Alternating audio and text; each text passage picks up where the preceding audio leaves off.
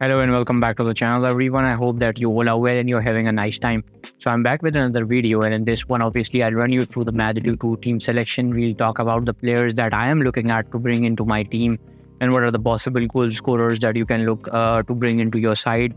Obviously, I've got some odds here, the team winning odds, and obviously the clean sheet odds. We'll discuss that.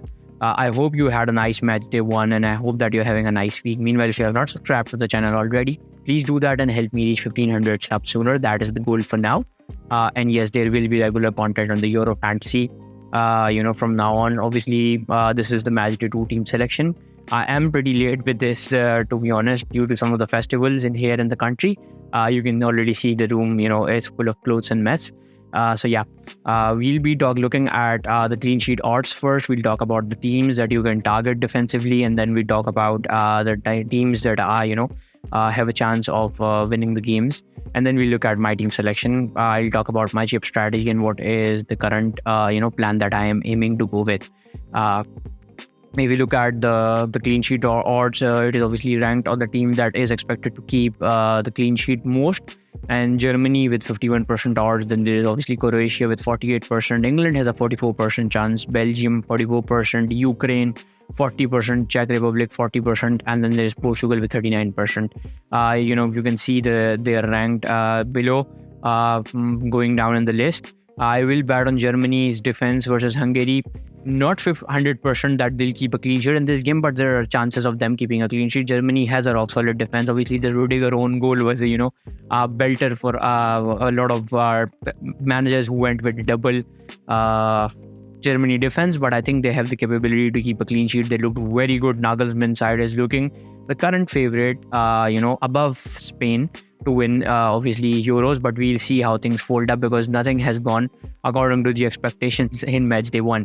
If we look at the fixtures, Croatia has chance of winning the game versus Albania at 64%, and obviously Germany over Hungary, Switzerland over Scotland, Serbia over Slovenia, England obviously over Denmark. Spain versus Italy is going to be an exciting one. I'd say it's 50-50. Spain has a slighter above hand just because of their good attack.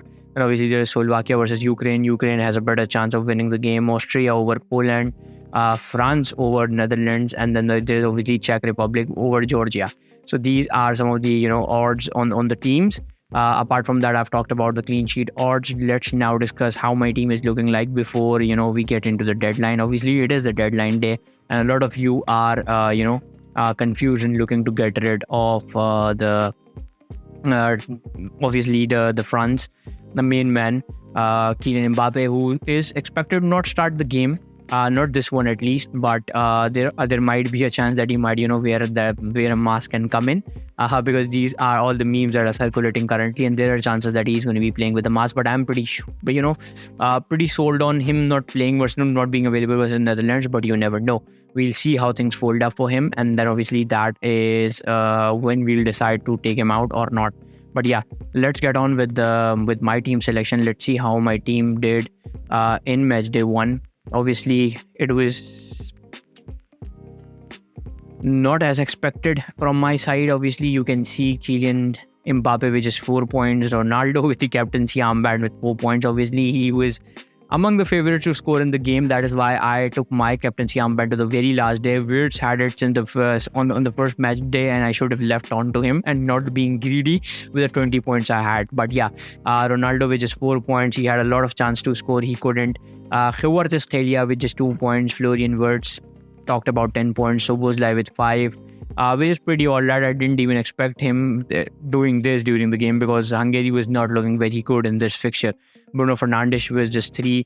Pais got me 5 with the amount of recoveries he made. Similar was the case with Trent Alexander-Arnold, who was playing in the midfield. Mittelstadt with just 3, Di Lorenzo with just 3, and then obviously Costa with just 2, conceding last night obviously versus Czech Republic. So yeah, not something to look forward to, but yeah, still I think this team has a capability to milk some more points out. I am looking at 2 free transfers for the week. Let's go to the transfers tab for match day 2. So what my chip strategy is currently, what I'm looking at is to use my limitless in match day 3 and get on the players from the side that are, fighting to stay in the tournament. And then I'll use my wild card later in the quarterfinal stages. I did similar in the UCL Fantasy too. Had a good rank in there, finished second in the country. So I'll be following the same scenario here. A lot of managers are probably going to go for wild card in this match day. You can do that according to your team. Obviously, some might even go for limitless, and obviously you can do that too according to your team. But it all depends upon the need of the hour in this fantasy, because this is a short one, not a bigger one. You have to use your chips quickly and effectively whenever you think fits the best for your side. Now, if you look at my team, I've got Lukaku, Mbappe, and Ronaldo up front. Mbappe is the concerning sign for my team because he's injured with the nose fracture or with a broken nose. So if Kylian Mbappe is to leave, the only option that I have, I wanted Kai Havertz, but with the 3 Germany players, I won't be able to go there. Harry Kane is going to come into my side using that free transfer. If you look at the midfield, I'm satisfied with Wirtz, I'm satisfied with Bozlai, I'm satisfied with Fernandes. Sudakov is someone I'm not pretty satisfied with, and similar is the case with Kvaratskhelia. Now, what I could do is just retain Kylian Mbappe, bench him this week, do a punt, to the points that I missed out to capitalize on them, and just go for the likes of the Denmark's main man, Christian Eriksen. Obviously not the most popular transfer, but could be something of a differential. I know England is a tough defensive side. A lot of managers are going for Gueye at the back. But I think Denmark has the capability to hurt them. And England was not very satisfactory with the match day 1 performance, to be honest. Not for me. I don't know for a lot of managers, but not for me. England was, with all the attack and all the firepower, I think they underperformed their XG, to be very honest. If you look at the defense now, I've got Faiz with 4 million, Trent Alexander-Arnold with 5. Obviously with at 5.5 million, I'll pretty much keep Trent Alexander-Arnold, Faiz, Ty and Middlestat are going to stay in 2. And the second transfer that I would use is to take out Di Lorenzo versus the firepower of Spain. And what I could do is, not only me, a lot of managers would be willing to do it, and it's Guardiola coming into my side. And for the only reason Guardiola is coming in, I think Croatia was pretty, on tough luck that in match day 1, and I think they have the capability to bounce back here. And Guardiola was very, performing very well. He was up front. He was, pulling all those shots, and that false winger or inverted winger or whatever thing that Pep Guardiola has turned him into. So yeah, I think Guardiola could be a good one in this game versus Albania. He's just 5.5 million, could give you those attacking returns. Probability of a clean sheet is there. Christian Eriksen is going to come into the midfield with 7, obviously at the 7 million spot. And I think, this is pretty much my team. For the captaincy armband, obviously it is going to be rotated among for the captaincy armband, it is going to be rotated among players from match day 1, 2 and 3. But we look at how things are going to unfold for me in this one. I am pretty much sold on Guardiola.